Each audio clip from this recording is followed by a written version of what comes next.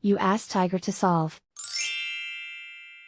This deals with linear equations with one unknown. The final result is x equals 46. Let's solve it step by step. Group all constants on the right side of the equation. Add 17 to both sides. Simplify the arithmetic.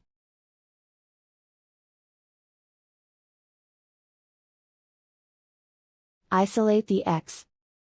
Multiply both sides by -1.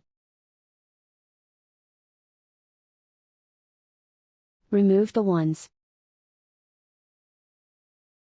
Simplify the arithmetic. And so the final result is x equals 46.